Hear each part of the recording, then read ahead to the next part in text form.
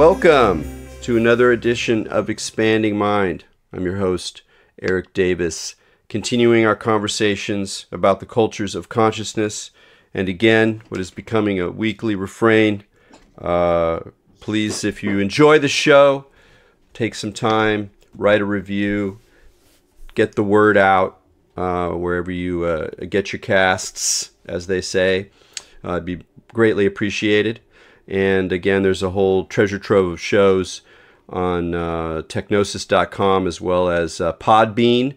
I was alerted that the Podbean RS feed only goes back to December 2016, so we're working on that because there's a lot more shows there, many years more worth of shows. So hopefully we'll be clearing that up so you can get those earlier shows as quickly as you can or as conveniently as you can. So last fall, a doctoral student reached out to me to do an interview for ethnography that she was doing on mindfulness technology. And so we talked, and the questions were very interesting, although she was a little cagey about where she was coming from. But that's what you're supposed to do when you're interviewing people. You don't want to, twist their ideas, impress them in too strong a way. So it was utterly appropriate.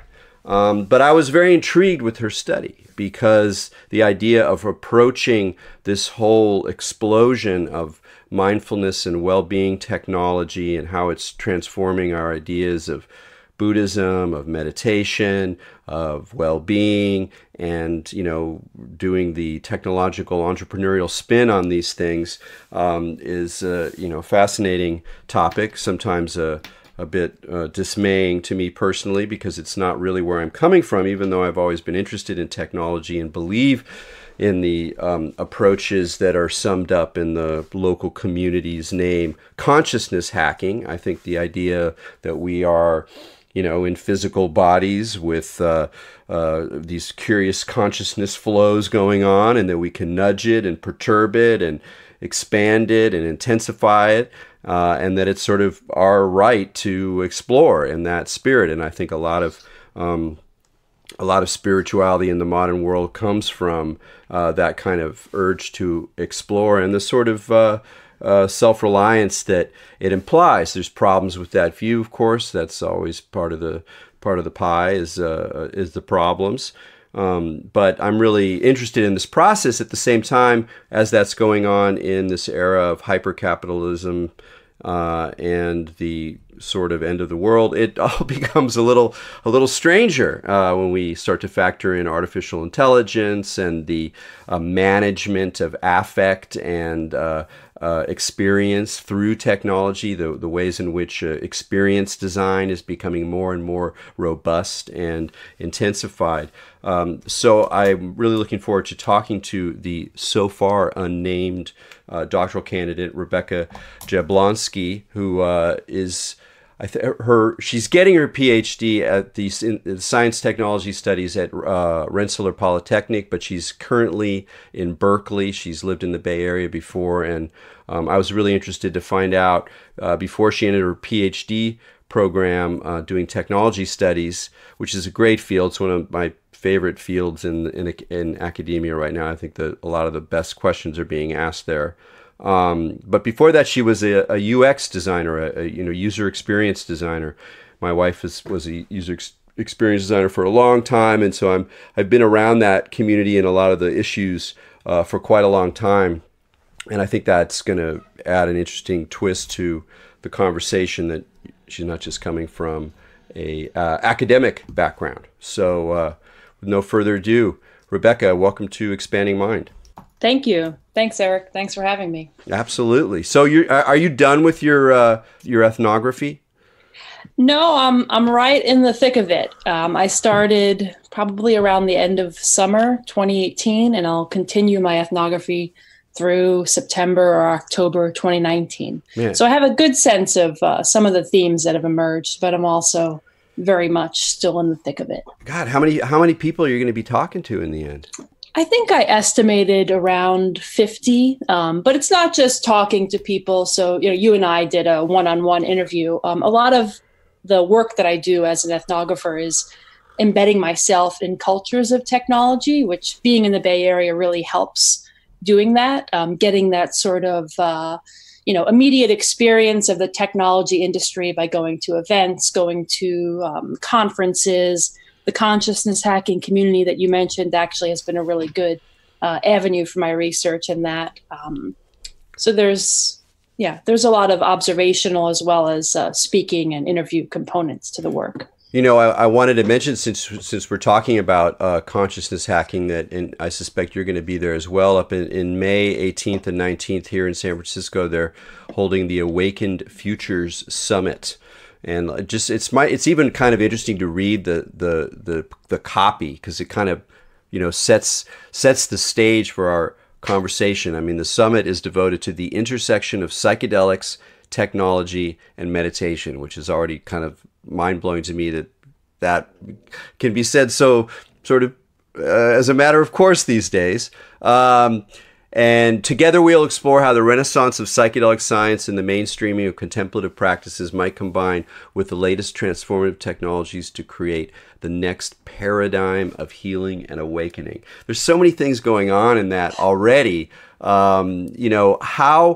How did you come to be drawn to this really interesting field based on, your earlier work, or you're even living in the Bay Area, or doing work in the UX world? When you entered into the technology studies program, what was it about this particular kind of conjunction of technology and expanded consciousness or consciousness practices that drew you? Yeah, that's a good question. I should say I didn't start off my PhD thinking that I would study meditation apps. It kind of happened a little bit more organically after a while. But my inspiration for what I applied to do the PhD for was a lot of what I was seeing in the Bay Area. I was very embedded in alternative health and healing communities within Silicon Valley. I lived in Oakland. And I found that a lot of people sort of posited alternative healing and embodiment as a direct opposition to the effects of technology on well-being and on society, how technology was controlling the mind and the body. In particular, I'm thinking of movements around that time, 2015, 2016. There were a number of digital detox retreats that were popping up, kind of these boutique experiences in which people can pay to get away from technology and sort of enter this more immediate primal state of being in community. And so that was my original interest when applying into the PhD program. But then I'm sure, as you know, things change as you start to take classes, read the literature, see what's out there. And so what was it? Was there a particular kind of technology or event or something that really gave you a sense of the interesting issues that were brought together with the new wave of apps and just the whole kind of blending of entrepreneurial technology culture and mindfulness? Yeah. Well, when I heard about meditation apps, probably in 2016 or 2017, and I didn't know that I'd end up studying them. But I had a course paper I had to write. It was called Movement Through the World, or writing a paper that moves somebody, the reader, through a world. And I thought it would be an interesting experiment to put myself through the meditation app programs of these emerging apps, and then to, describe them, to render them, to move the reader through what it feels like to use them. So I did that with a couple of popular meditation apps. I think it was Headspace and Calm. I did those intro programs and I wrote about it. And one of the first meditations, maybe it was in the middle of the program, I opened up the app. I don't remember which app it was. I opened up the app to start a meditation. And then I got a notification on my phone, an email from the meditation app company, basically encouraging me to buy their product. So I guess opening up the app triggered this email. And then it sort of ironically disrupted me. It distracted me from doing the meditation. So I kind of went into my habitual mode where I automatically opened the notification. I went to my inbox. I looked at the email, Then I got distracted by another email in my inbox. Once I was there, it was sort of like the context switch had happened. And then I had to sort of bring myself back to remember, oh yeah, I had planned on meditating at that moment, but I was checking my email instead. And so, yeah, that experience really opened my eyes to the sort of paradox that meditation apps, I think, embody in this moment culturally, and that many people are framing a lot of social problems in technical terms, how sort of technology is impacting people and society at the level of consciousness and also at the level of social relationships. But then here, meditation apps sort of present technology as a potential solution to the problems. It's sort of using the very same medium to deal with both problem and solution. So that, I think, is one of the most interesting aspects of studying meditation apps, that people are moving away from purely escaping technology to sort of working within technology's parameters to find personal growth and healing. Yeah, that's true. That is a shift. And of course, they're not mutually exclusive. Like I know people who are very much consciousness hacker type of folks, but they'll take a day off tech. There's a lot of folks who do like a Shabbat, like they're like a tech-free Shabbat. That's the way they do it. Their Saturdays to turn off all the machines, but they're totally technology people otherwise. So it's a wide range of things. But I have to admit, I've never looked at a meditation app. I've developed my meditation practice all by myself, and so it seems kind of weird to me. So I would never do that. But I'm actually just kind of curious, like what do these things offer? I mean, what are they just like goads? Is it a way, so if I'm someone who's trying to start a meditation practice, how do they make things easier or more efficient or more powerful or whatever the word we want to use is, from just, forcing myself to sit on the pillow every morning for a half an hour or something? In terms of what they offer, I mean, they offer a number of things, the most basic of which is just a library of guided meditations, some of which are put into sort of specific programs.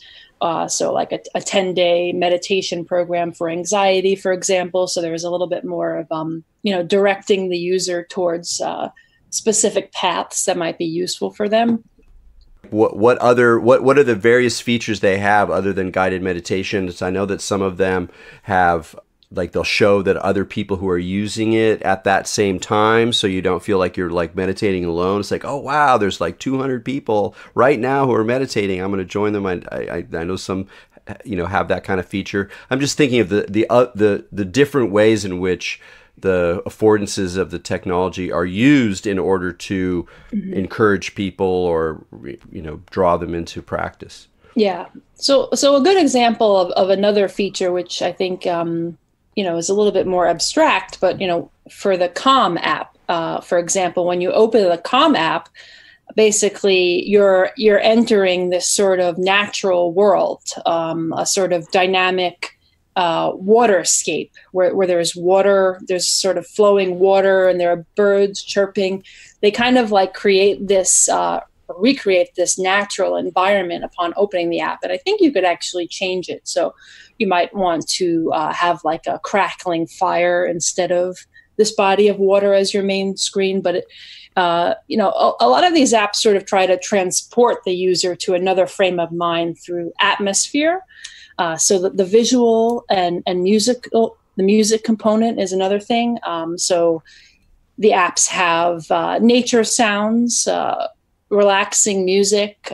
Some people use the apps for what are called sleep stories, which are basically adult bedtime stories. It's a very relaxing, soothing narrator, slowly telling the user a story that they might be vaguely interested in, but they don't have to pay attention to fully.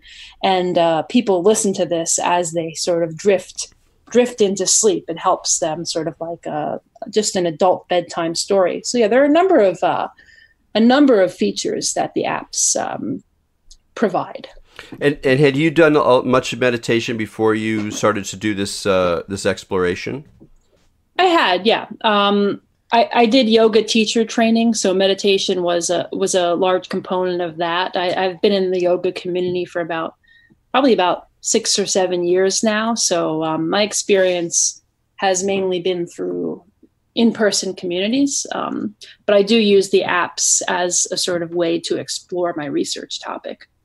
I'm curious, when you were describing all of especially the design elements, the role of nature sounds, and the kind of voiceovers, I just kind of flashed on the fact that there was a sort of an analog anticipation of this, if you will, with the explosion really of the new age in the early 1980s, late 70s, early 1980s, when it's not just that people were making music, but the music was packaged as a kind of science of consciousness alteration, with particular emphasis on calming, on de-stressing. And there were, many claims made that kind of fused scientific claims about frequencies with sort of, psychedelic new age tantric imagery of chakras and healing vibrations, and kind of melding them together, often with nature sounds. Some tapes would just be environmental sounds.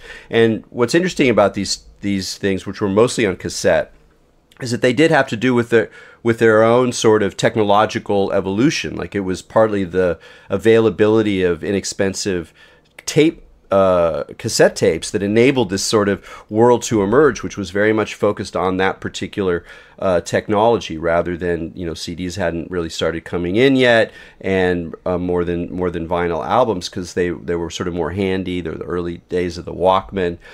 So there was this sort of, in a way, a kind of anticipation of this, except it was very much in an analog mode, and obviously much less interactive than these can be. But there's sort of a longer dream behind this technology of integrated ways to bring technical devices, states of consciousness, a sort of design ethos, or an atmosphere, a kind of aesthetic language to help people de-stress. I mean, that's largely tends to be the goal, is that modernity, is overwhelming, and here's this paradoxical object that can, balance it out. But do you think that how deep does that paradox go? How painful does that paradox become? That the very tool that's sort of causing the stress or causing the complexity is then turned to as a solution to the stress or complexity? Well, I think you could approach this question from a number of perspectives. So I think, from the perspective of people making the tools, that, these are very necessary antidote to, how digital technology is currently designed. And a number of the companies certainly play on this sort of juxtaposition in how they frame their tools. So a component of my research is also doing digital ethnography, sort of tracking how these tools are represented and spoken about on online forums, popular media articles, etc. So early in my fieldwork, I came upon an interesting finding just personally. As I was browsing Twitter, I sort of was presented with a video from Calm. Calm was, posting these sort of videos of nature, a flower sort of flowing in the wind, and then a little timer, and it was a countdown timer, and it said, "Stop what you're doing," and it said something like, "Stop scrolling for a moment. Is there something you'd rather be doing right now?" And then there was a little timer that said, "Do nothing for 30 seconds." So from the perspective of these companies, they sort of frame these tools as disruptions in the normal digital stream, the sort of normal habitual behaviors that people are enacting in the digital world. It's kind of like inserting a very a slower, more expansive experience into the fast-paced digital life, or that's at least how they frame it. Yeah, that's really fascinating. I had never thought about exactly the disruptive character of that framework, and it reminds me a little bit of the stop exercises that Gurdjieff would have. People would be doing work in in his community, and digging holes or whatever he was having them do, and then he would just go stop, and you were supposed to like literally physically hold your body in this way, and then have that opportunity to what he called self-remember, which is related in some ways to some aspects of mindfulness. Basically, the idea is to develop the capacity to disrupt your normal chain as part of this like larger expansion or growth towards a more integrated self. And it's interesting because it's another one of these paradoxes, because even if we associate those states themselves, at least generally, with a kind of sense of expansion, of a lack of conflict, a lack of juxtaposition, it's like they're sort of integrated, they're holistic, that nonetheless those kinds of states in the midst of our other lives are forms of disruption. And indeed, it seems like one of the ways that people work to stay awake in our current milieu is to learn ways to remind yourself, whatever ways they are, in meditation, using apps, paying attention to things in your environment that will remind you, developing sort of habits that deconstruct other habits. I mean, it seems to be one of the big challenges is how to interrupt in a way that you actually do something different after that moment. Definitely, yeah. But then a sort of counterpoint to this that others have brought up is, if you are outsourcing awareness or attention to the technology itself, then is that really attention or awareness that you're developing as a skill for yourself? And that's a sort of open question, I think, that people are really grappling with. Is it some people, they reflect in the interviews, for example, they're not really sure if they're learning to meditate better, or if they are they becoming more aware, or are they outsourcing their awareness to technology? And then what are the consequences of that? Wow, that's a very interesting way of thinking about it. I mean, the more obvious example we have is how we've done that with our memories. And I'm old enough to remember when you remembered people's phone numbers, and that's a trivial example, but it holds a lot more than that. I'm very aware of the way in which Google is sort of part of my composing strategy when I'm sitting and writing a text, or when I'm even having conversations with people. It's like it's sort of woven into the field in a way. And so in many ways we've been outsourcing our memory to technology for a very, very long time, but it's noticeable, the uptick and the intensification that's gone through. But what you're describing is something that's subtler and even more intimate, and in that sense more disturbing, but or potentially, but also in a way kind of inevitable in terms of how tightly our whole minds are coupled to technology, not just the seeking rational mind that wants to find the answer to something, or wants to use a word processor in order to create a text to send somebody for some practical gain. Instead of that, it's like our emotional lives, our social lives, and increasingly the very kind of intimate flow of our own consciousness is bound up with these things. So I'd love to hear a little bit more about how some of the people you talk to who use these technologies, I don't know, reflected or considered that outsourcing of awareness as either a problem or an inevitability, or even a kind of cyborg possibility that's kind of exciting and interesting in certain ways. Yeah, the cyborg is something that comes up a lot in the academic conversations. But I think what you're pointing to is a question of do people identify as technology as being a part of them or outside of them? And I think a lot of the people I'm speaking to who use meditation apps think about a sort of ecosystem, an information ecosystem in which they are part of a larger world that includes technology, includes other people. There's very much a reflection of how the individual relates to the environment, and how individuals and environments co-create each other. So I think at least I found the meditation app users are more likely to think relationally about these things. And so they're less, I'm seeing the argument, we have to get away from technology to be less and less irrelevant in my interviews. That people are seeing technology and other people and thoughts and the world and the physical things to be all part of the same ecosystem. Oh, that's very interesting. That makes sense to me. It raises another question that I think I've been noticing recently. I've read a number of articles from people explaining why, let's say, they get off Facebook, or they're lessening their social media, or changing their relationship to their phones, and they're not the media fast versions that you talked about, the ones where you have to get away from it entirely.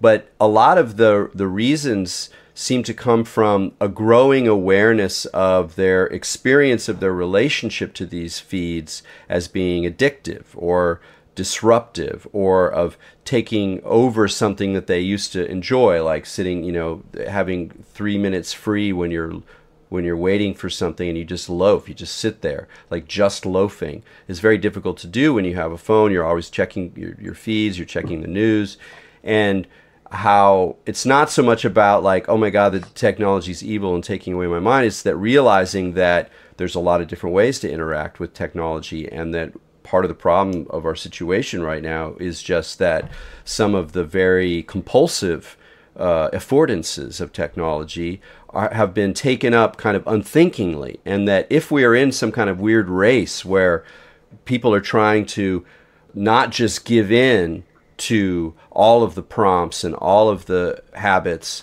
all of the dopamine hits. I mean, that's a great example, the way that that's become a part of popular culture. People talking about dopamine in relationship to getting a like or getting a response on social media. It shows that there's an awareness that there's kind of a biophysical dimension to this that has a kind of out of control character. It's like almost a race to see if we can still, keep waking up rather than just submitting to what can, from in a paranoid perspective, look like subtle and increasingly less subtle forms of mind control. Yeah, and I think the open question is whether, what do meditation apps reflect? Are they just another form of habitual compulsion, a sort of relaxation, just an automatic way to sort of relax somebody, or are they, tools for facilitating personal growth and awareness? And I think they can be both. Yeah. And so, yeah, and I think there's not really a way to determine, which it is globally. I think it really, I'm seeing people grapple with this on a very individual level, where they realize that they're using the app for a purpose, and then they eventually realize that this purpose is the wrong purpose to have. And that's something that's pretty common in meditation communities in general, is rethinking and reflecting upon why you're doing what you're doing, why you're thinking what you're thinking. And so people are, really being thrown into these loops. Yeah, that's a really interesting way. I mean, I'm glad you made that connection that, it's not just about the technology and people using it and then coming to some determination that it's not exactly the way they want to do it, that's part of a larger thing where people, I mean, I've been meditating for, almost 30 years, but I spent a couple years doing what I would now call is just creating a self-induced trance. And at the time I was like, oh man, I'm really meditating. And now I'm like, no man, you were just like hypnotizing yourself basically. And of course all these terms are themselves mobile and redefinable, and one person's meditation is another person's trance, and what we mean by meditation is so varied that anywhere you go you're going to be running into these same kinds of issues. But that iterative process, that self-critical process, that seems to me to be really positive. I mean, that when I talk about the race, it almost seems like that there's no way to avoid getting drawn into fantasies or compulsive behaviors or things that you think are one thing but are actually another thing. That going forward is the process of engaging those experiences and then hopefully using critique or awareness, other people's input, seeing them from another angle, and then maybe changing that behavior or abandoning it altogether and moving on. The fear I think that people have around technology is that they're going to get stuck. Like there's some kind of that's where that compulsive thing, or the binging on Netflix or whatever, there's a sense that there's like a stuckness to it. Whereas the possibility that it just becomes part of an ongoing investigation that at least hopefully moves in positive directions seems, in a way, kind of a middle path between either saying technology is terrible, it's the last thing that has anything to do with personal growth, and just this kind of capitulation to the whole entrepreneurial self in an unthinking way. Definitely, yeah. The middle path is a big theme that comes up in my work. I'm curious if you could talk more about some of the people in terms of how they negotiated their changing relationships with the apps. I think ultimately people are looking for a changed relationship with life itself, and the digital technology often kind of stands in for this larger problem in society. They're not necessarily technology and society. The relationship is kind of more complex than public discourse really allows.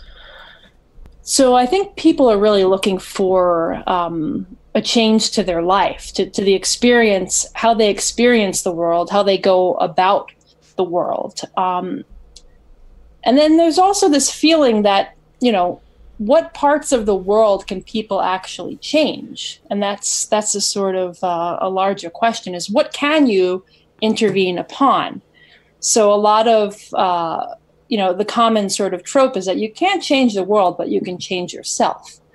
And I think that many meditation app users and many meditators sort of approach changing the world through changing the self, that by changing your relationship to the world, you're changing your life, you're changing your phenomenological experience, but then the way you interact with your environment, what you put out there, it sort of creates a different type of feedback loop that not only changes your experience, but others' experiences. So changing yourself can make the world better, ultimately. And I think that's where a lot of people are coming from.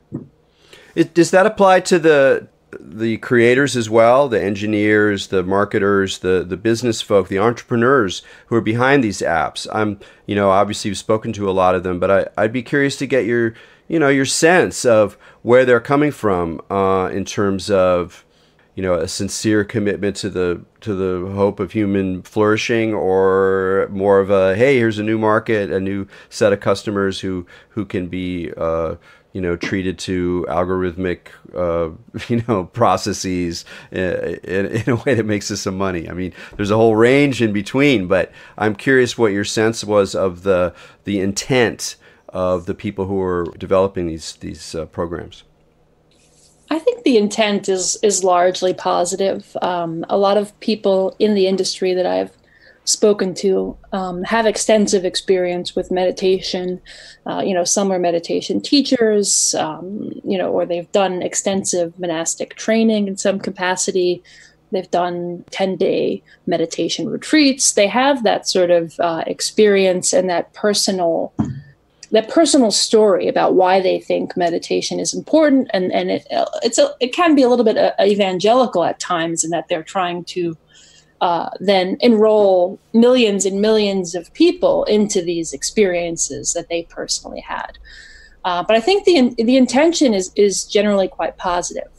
But in terms of the medium and how meditation apps exist within a larger technical infrastructure and ecosystem, I question whether or not, even at the level of a technology designer, how much control you have over that ecosystem, whether you're able to really embed alternative values into these systems that were already built and in place. Yeah, that's a really incisive point. One of the ways that I think about it is it's a really basic one, and it just kind of so happens that my my main training in meditation and in Buddhism is Zen, and a particular flavor of Soto Zen that places a lot of emphasis on no gaining thoughts. You know, that the idea that you're doing something to achieve something is like essentially part of the problem. And this goes back to Dogen Zenji, and you know, it's a very robust part of the discourse where what they call gaining ideas gets in your way. That in this view, meditation is liberation. It's not like you're meditating to become liberated. And of course, it's a paradox because you're sitting there, you're going, I don't feel liberated, but that paradox, or that an invitation to let go of the gaining mind, is at the core of this particular flavor of practice. This is not the case across Buddhism or different meditation regimes. It just happens to be the one that I was sort of brought up in. And that gives me a particularly interesting angle on one of the ways in which I think meditation apps don't evade the larger ecosystem of capitalist self-advancement, achievement, the entrepreneurial self, as people like to call it. And that has to do with the fact that you're always doing this for some purpose. And obviously you're feeling unhappy or anxious and you're working for something and you're doing it because you want to not be anxious. That's fine. That's not what I'm talking about. I'm talking about the way that the very capacity to withstand greater degrees of stress then itself becomes part of your skill set, which then goes out and is able to essentially compete in a market in a more robust fashion. And I've met a lot of people like this, you know, people who are clearly have achieved, you know, insight, levels of consciousness, degrees of self-control, degrees of self-awareness that are notable, and yet it becomes sort of packaged and, if you will, weaponized in a way precisely to go back into the fray, except now at a sort of higher state. And that's the part where I things get really complicated for me, is that it's the same kind of idea of optimization. And you'll even hear this in I'll be listening to some meditation teacher going on, and they'll talk about the optimal way to move through some tricky meditational conundrum. And I'm like, optimal. Like, is there, maybe there isn't a way out. Maybe once optimal is part of the way that deleterious capitalism reproduces itself, then it's really hard to figure out how to even practice where you want goals, you want breakthroughs, you want to get better.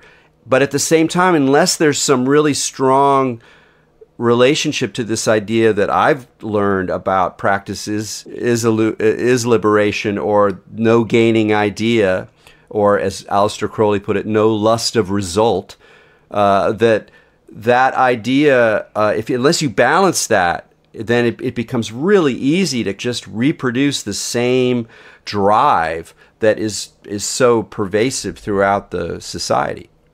Definitely, yeah. I think you bring up a lot of interesting points. Do we in the United States have the cultural tools to really grapple with meditation, with some of the belief systems, the history of these practices as they existed? Should we develop the cultural tools to really sort of embody alternative visions? I do see a lot in popular media, popular discourse about achievement. You're right, optimization, even framing the companies, the technology companies, as in a battle, a mindful battle with each other. That we don't have the cultural words to really understand these tools through a different framework, that we constantly put competition, achievement, optimization, we layer these things on top of them until they're sort of their meanings might be potentially lost. But on the other hand, can you imagine a meditation app putting an advertisement out on Twitter or Facebook and saying, download this app, you will get nothing from it?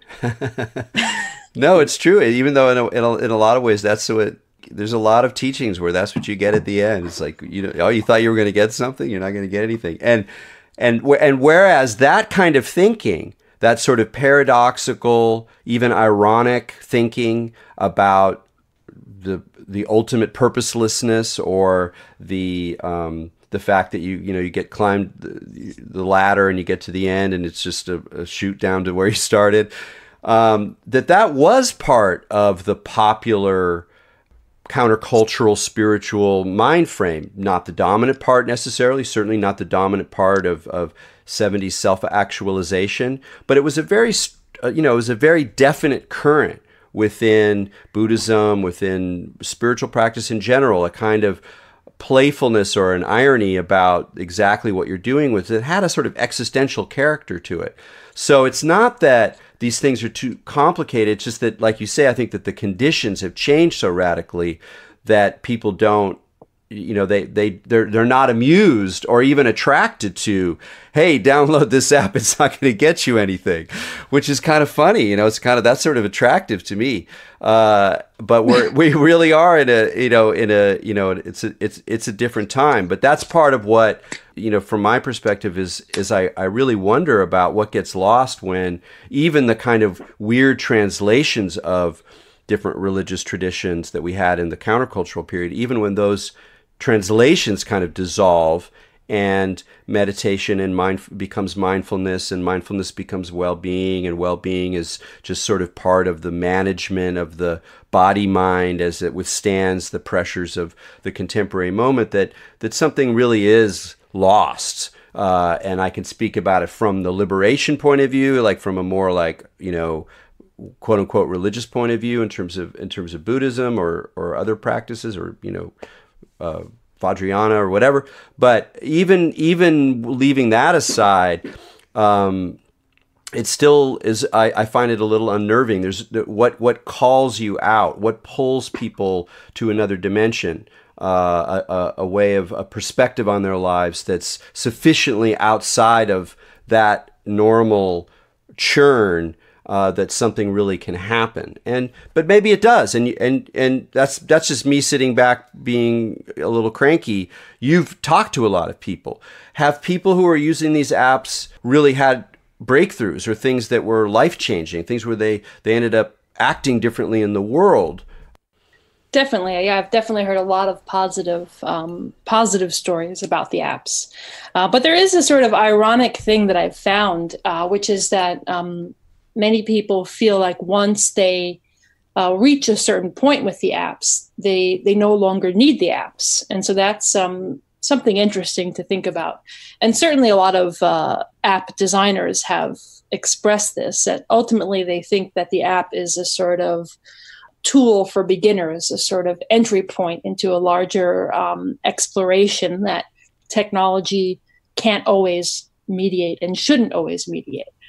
How they're reflecting that, will that eventually, will the business eventually sort of overshadow that initial plan? I'm not sure. It's not good for business to say, you use the app and then eventually just forget about it. So I think long term, I think it's unclear how these apps will position themselves in people's lives. But from the user perspective, they've been very helpful starting points to think about things, to explore practices. I mean, I think in the Bay Area in particular, we're a little bit spoiled. We have a lot of access to alternative modalities. But one of the ways that technology is being presented in the communities that I've been a part of is a sort of a bridge to people who don't necessarily have these communities. And that's certainly been the case for, a number of technologies, to sort of create these virtual worlds of experience that you wouldn't have access to maybe in, a more rural area.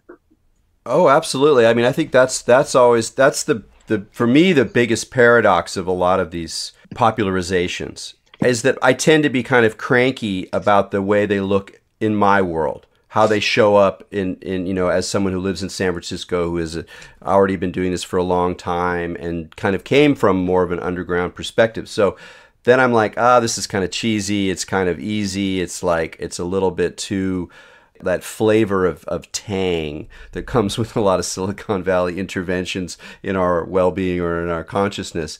But I really totally change my tune when I start thinking about how these things are operating globally or in a lot of communities where there's not a lot of access to things. And this really gets into the other question that I wanted to, kind of main question line that I wanted to ask in this last 10 minutes or so, which is about, we're in a mental health crisis.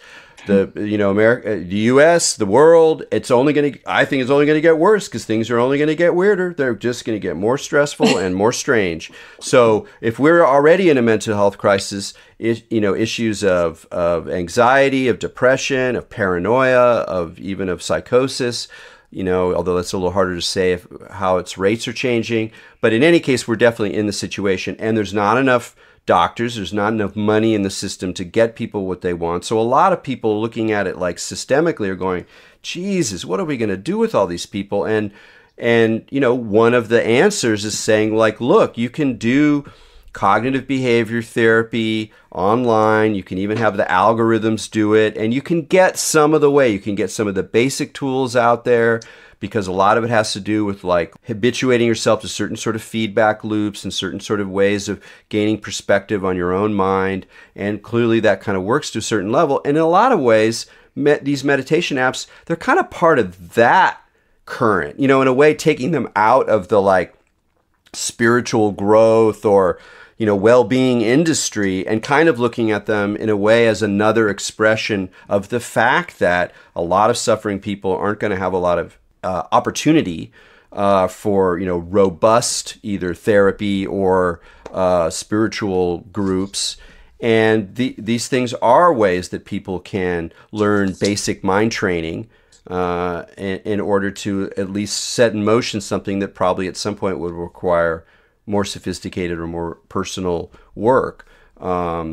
So that kind of adds a whole different flavor to it. Are people thinking in those terms, or are people still really thinking more in terms of spirituality, well-being, integration, consciousness? Most of the meditation apps frame these tools not as spiritual, but as secular.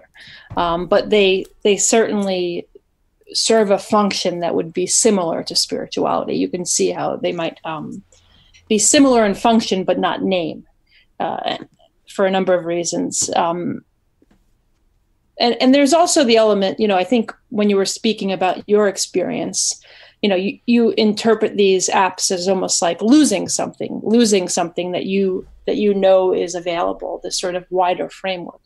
But for many people in the United States, you can't lose something that you never necessarily had. It's a new context, a more complete secularization, and it's sort of standing in for something that maybe in the past would have existed, but doesn't necessarily exist in the person's life. So it's filling a gap. So maybe your experience, it appears like a loss, but many people have never had these things to begin with, never had these tools or communities.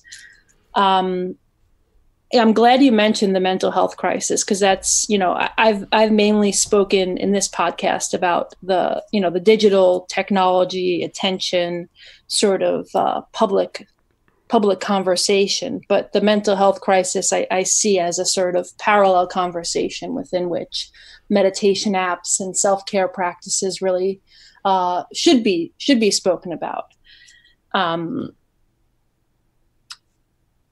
There's a question of like you mentioned, self-reliance, self-help. I think certainly at an individual level, nobody would say it's bad to help yourself. It seems kind of illogical to say that. Don't help yourself. But then on a social level, I think we have to take a step back and ask, are these apps, are these solutions, are they just patches for a very large socio-technical problem that's becoming more and more out of control? Or are we kidding ourselves by thinking that these apps will help? I mean, it just I think that for every conversation about individuality and self-help, we have to also balance it by thinking about the larger social implications about what are these tools hiding? What are they not only revealing, but what are they concealing about how our society works? And are we okay with that? Well, can you talk a little more? What do you see them concealing? These particular meditation apps, what are they concealing? I think they do run the risk of ignoring social policies, for example, that might, social policies, just general social conditions about how different people experience things like stress, health, work, a big component, work-related stress, what this means for different people who are treated differently by society. I think that's sort of a conversation that, needs to be a part of it. Yeah, it's a really interesting problem. I think a lot about this. It's not clear to me how the social awareness and the urgency of thinking in social terms becomes part of, or is folded in, or is married to this self-practice that inevitably has some kind of internal dimension, and does even have an element of, you can't change the world, you can change yourself. You can't change your immediate stressful working environment, so you can change yourself. And that's true. Like, the Stoic aspect of that is true. It's just that that's a truth that has certain consequences when it becomes the only truth. But how to build a bridge between those two, and I know people have been trying for a long time. I mean, Buddhists historically have been very good progressive liberals, and they've been, working their hearts out for the environment and for some social conditions and things. So it's part of the discourse. But in another way, it doesn't look very, I don't know, there's a long way to go. And so that it seems valuable that you're looking at that stressor in your work. And we just have a couple minutes, but I'm curious have you thought about ways that these things might come together more, or how they can be part of a more engaged social perspective? I see my work as a way to contribute to this public dialogue. I think that we are, we're too often presented with these, either or frameworks where technology can be either bad or either good. And one of the sort of benefits of doing ethnographic research is having these sort of more nuanced details of how these technologies play out in different people's lives. So I've been, very cognizant of who I'm recruiting into my research. And I'm not only talking to, wealthy tech entrepreneurs, but I'm also talking to people in diverse communities in the Bay Area, not only about their health and their stress, but how they experience the technology industry firsthand in the sort of immediacy of their lives. And I think, having these stories is one step, to the extent to which I could then translate my academic research to public conversation is another issue. And if you have any advice on that as a podcaster, I'd be willing to, talk about that. But I think that, having this sort of more nuanced, empirical, I actually spoke to people and observed people, and they've sort of co-created this with me. I think moving forward is important to sort of analyze the broader social impacts and the context of these tools. Yeah, I think you're doing really important work. I encourage people who are listening to pay attention to sociology, particularly when people are doing ethnographic research, because if you read journalists and you kind of trust them, then you have even more reason to trust the rigor that goes into ethnographies. There can still be problems, blah, blah, blah, distortions, selection bias. All those things are still true, but it's a very, very good way to get a sense of what's going on on the ground, in these really complicated fields. So I'm glad you're doing the work you do, and I'm sure you'll find a way to be part of that public conversation, because we need you. Anyway, thanks so much for joining us on Expanding Mind. Thank you. All right. It was Rebecca Jablonsky, who's at Rensselaer, currently at Berkeley doing research on mindfulness tech. Until next week, keep your minds open.